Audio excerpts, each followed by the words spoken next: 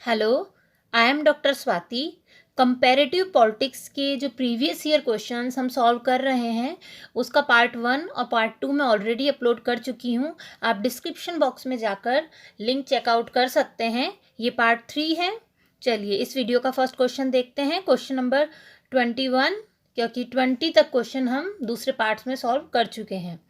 प्रभावक समूह लक्षण है साम्यवादी प्रणालियों के, तानाशाहियों के, निर्देशित लोकतंत्र के या उदार लोकतंत्र के। कैसे शासन प्रणाली में प्रभावक समूह, हित समूह या प्रेशर ग्रुप एक ही बात है, इनका अस्तित्व है?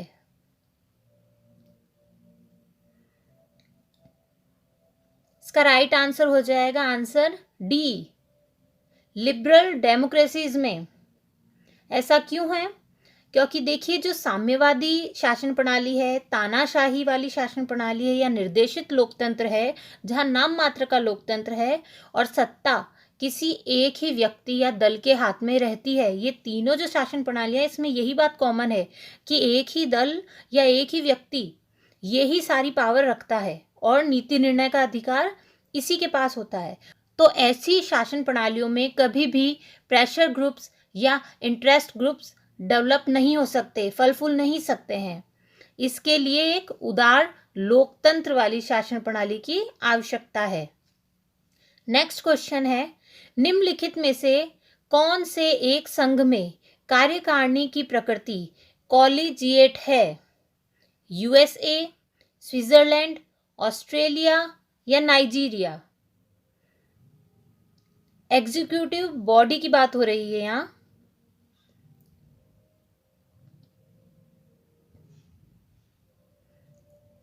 इसका राइट आंसर हो जाएगा answer B, Switzerland.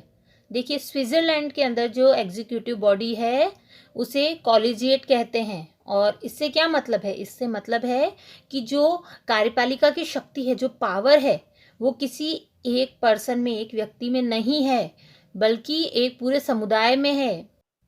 There is a community who is using executive power, और यही कॉलेजिएट है।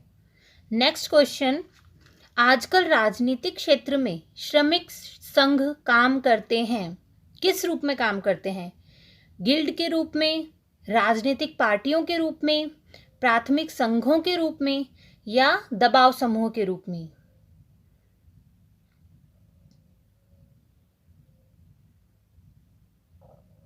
इसका राइट आंसर हो जाएगा D, as a pressure group, दबाव समूह के रूप में। क्योंकि ये जो श्रमिक संघ है वो समुदायात्मक दबाव समूह उसका उदाहरण है। अब देखिए, ये जो मजदूर संघ हैं, जब इनका निर्माण हुआ था तो ये बेसिकली मजदूरों के हितों के लिए बनाए गए थे। बट धीरे धीरे जो पॉलिटिकल पार्टीज हैं उन्होंने इसके अंदर भी अपना हस्तक्षेप शुरू कर दिया। नेक्स्ट क्वेश्चन, निम्नलिखित में से किसने दबाव समूहों को दलों के पीछे जागरूक जनता कहा है? डेविड ट्रूमैन ने, बेंटले ने, कार्ल जे फेड्रिक ने या कार्ल मैनहाइम ने? किसने कहा है दलों के पीछे जागरूक जनता?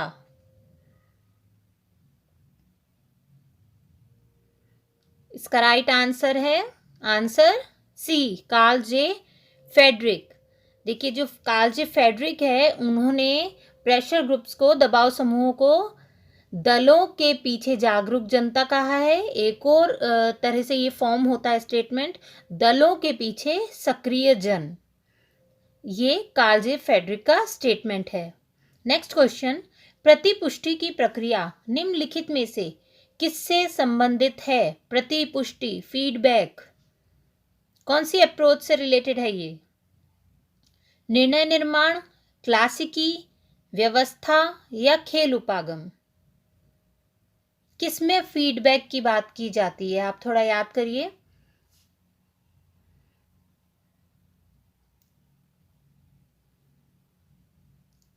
इसका राइट आंसर है आंसर सी, सिस्टम मॉडल, व्यवस्था प्रतिमान। और ये किससे रिलेटेड है? ये डेविड स्टन के द्वारा विकसित किया गया था। सिस्टम अप्रोच में क्या कहा जाता है? देखिए इसके अंदर जो पॉलिटिकल प्रोसेस है जब उसका अध्ययन किया जाता है तो उसके अंदर देखा जाता है कि जो डिमांड और जो मांग और समर्थन होते हैं इसके आधार पर इनपुट होता है, ये आगत है और इसके रूप में हमें नीति या निर्णय या जो भी डिसीजन बन के आते हैं वो निर्गत होते हैं, वो प्राप्त होते हैं और इन्हीं निर्गतों से, इन्हीं आउटपुट से फीडबैक आता है और यही फीडबैक वापस जाके इनपुट बन जाता है, आगत में बदल जाता है और ये सब एनवायरनमेंट में होता है, यानी इसके अंदर वातावरण का भी इम्पोर्टेंट रोल है। नेक्स्ट क्वेश्चन, निम्नलिखित में से कौन राजनीतिक व्यवस्था में हितवाचन के कार्य का सर्वोत्तम निष्पादन करते हैं? हितवाचन, श्रमिक संघ या नृजातीय संघ, व्यवसायियों के संगठन और नागरिक समूह, या न्यायपालिका और विधि निर्मात्री। इसमें आपको कूट में बताना है कि कौन कौन से हैं जो हितवाचन का कार्य कर रहे हैं, कौन कौन से ग्रुप्स।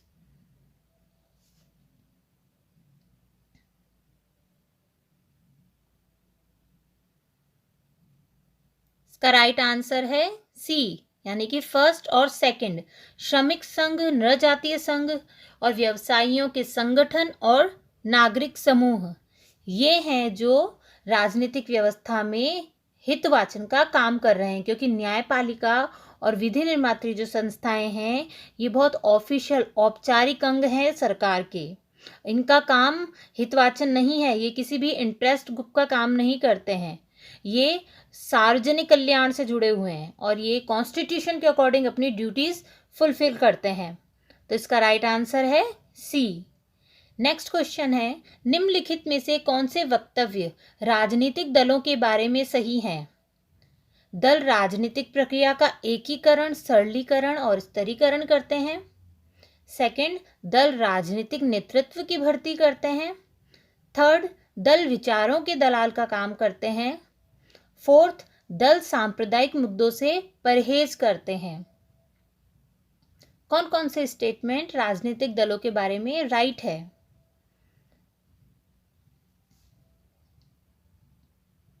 इसका राइट आंसर हो जाएगा answer B, first, second and third, ये तीनों स्टेटमेंट राइट हैं। फोर्थ स्टेटमेंट राइट है क्या? बिल्कुल रॉन्ग है। आजकल तो यही मुद्दा बन गया है मेन कि किस तरह से सांप्रदायिक मुद्दे उठाए जाएं और वोट गेन किए जाएं। नेक्स्ट क्वेश्चन है, पार्टी द्वारा समर्थकों को सरकारी ठेकों और नौकरियों से पुरस्कृत करने के प्रचलन को कहा जाता है? शक्ति का विभाजन, निहित शक्तियां, सत्ता की राजनीति या इनामी प्रणाली। ये प्रैक्टिस कहाँ होती है, कहाँ फेमस है ये सिस्टम?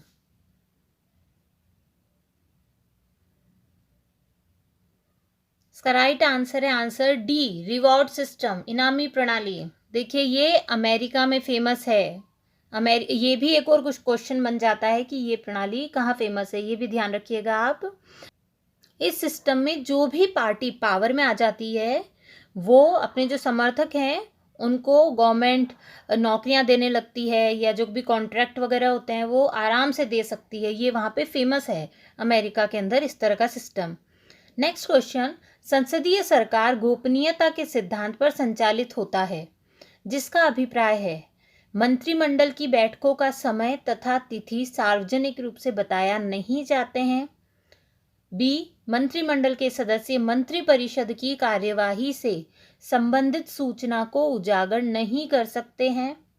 सी, प्रधानमंत्री विभिन्न मंत्रियों से गोपनीय सलाह करता है और निर्णय लेता है। या डी, उपरोक्त में से कोई नहीं। ये जो गोपनीयता का सिद्धांत अपनाया गया है संसदीय सरकार के अंदर, उसका अभिप्राय क्या है?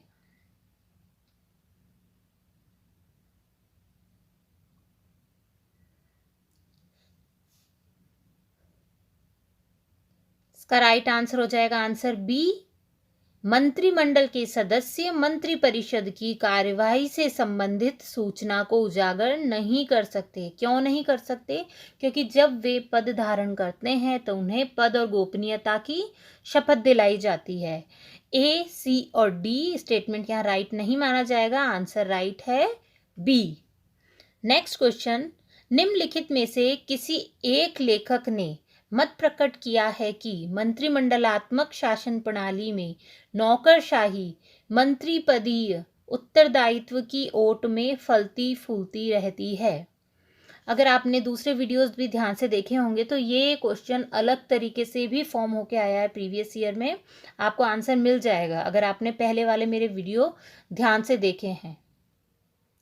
ए Herman Finer, B Harold Laski, C Ivor Jennings या डी उपरोक्त में से कोई नहीं। किसका स्टेटमेंट है, कौन कह रहा है कि जो मंत्रिमंडलात्मक शासन प्रणाली है उसमें जो ब्यूरोक्रेसी है वो ज्यादा डेवलप हो रही है, फल फूल रही है?